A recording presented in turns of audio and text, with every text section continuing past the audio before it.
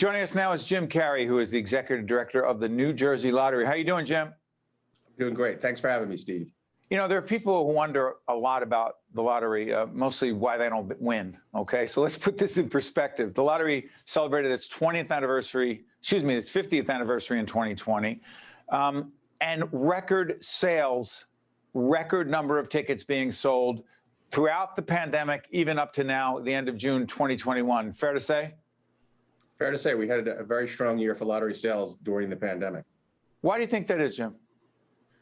Well, you know, our fiscal year starts on July 1st. And as we were going into the fiscal year last year, it was in the middle of a pandemic. We were nervous. We didn't know what was going to happen. We didn't know what to expect. And as the year went on, what we saw is that consumers had fewer options for their entertainment dollars. Casinos were closed. Restaurants were closed. You couldn't go to sporting events. You couldn't go to movies. And we always say that the lottery is a convenient, cheap way to have a little bit of fun.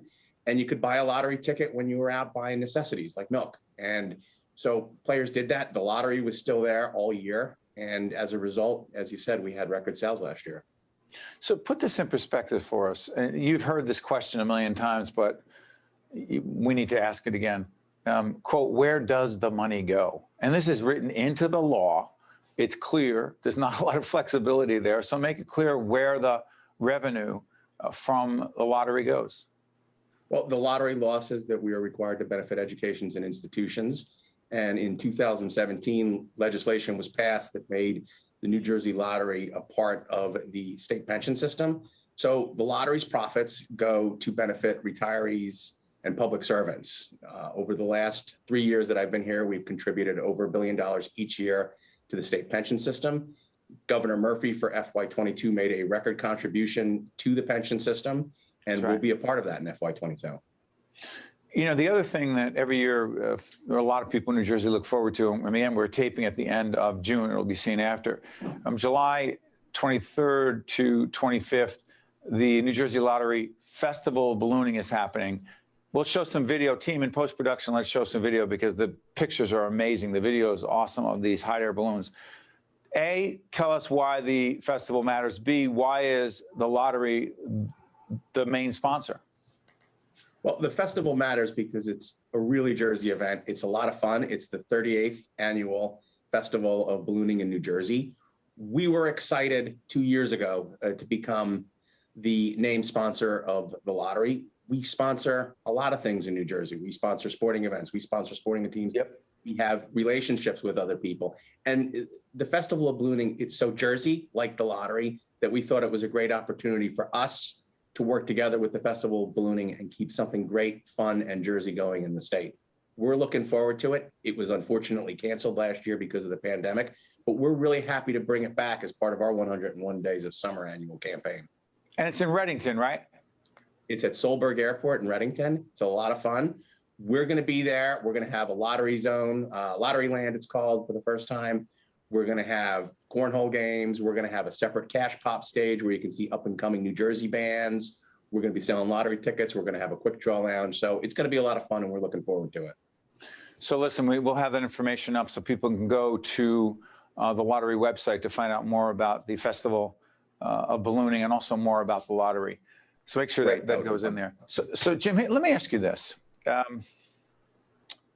The gambling problem that many people have, or the problem with gambling many people have, and I don't know how we distinguish between a gambling problem and a gambling addiction. First of all, I know the lottery has a long history of being concerned about people gambling who should not be gambling, and frankly, that it's a problem for, if not of an addiction. That's not really a question, but put this whole issue into perspective as the leader of the state lottery. Well, at the New Jersey Lottery, we take responsible gambling very seriously. All of our marketing materials, all of our tickets have a message printed on them, 1-800-GAMBLER. If you or someone you know may have a gambling problem, you can call up that number. It's associated with the Council of Compulsive Gambling of New Jersey. And if you call that number, you can get help or resources that a person might need. We at the New Jersey Lottery work very carefully with the Council on Compulsive Gambling every year. We run a couple of campaigns. In September, we run a campaign to remind our retailers and parents that you have to be 18 to play the lottery. don't sell lottery tickets to children. Every year around the holidays, we run a separate campaign that says, if you're going to gift lottery tickets, it's a great idea. We think it's fun, but do it responsibly and don't gift lottery tickets to children. So we take that message of responsible gambling very seriously. It's an important part of what we do, and it's a message that we always want to get out there. And listen, we're doing this live to tape, so I'm going to ask our producers in post-production to put, it's the Council on Compulsive Gambling, Jim, is that the name of it, right? Council on Compulsive Gambling of New Jersey.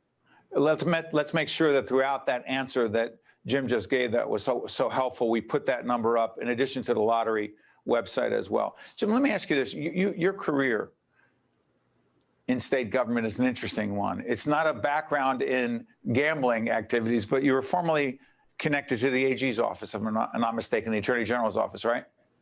Correct. I spent most of my career in the state with the Attorney General's office. I was a prosecutor in the Division of Criminal Justice doing white-collar prosecutions, and I was also a civil attorney doing most of my work for the Department of Banking and Insurance.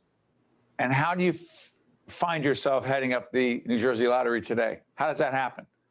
Because I was lucky, because it's a great job. I've got experience.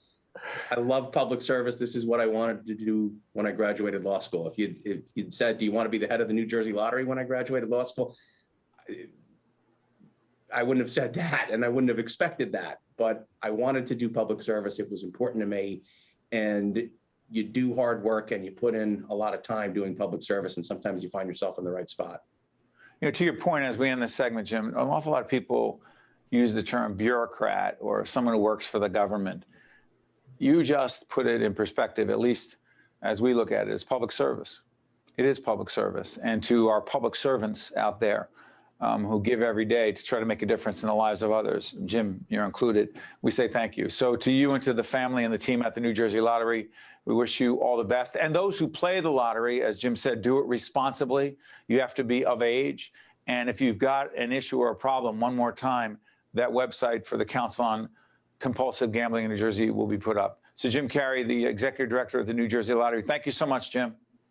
Thank you very much for having me. And I would just add, you can follow us on Twitter, Facebook, Instagram, at NJ Lottery. We do a lot of stuff on social media, and we'd love to socialize with you. That's all going to be up there as you're talking. I'm Steve Adubato. That's Jim Carey, and we'll be right back.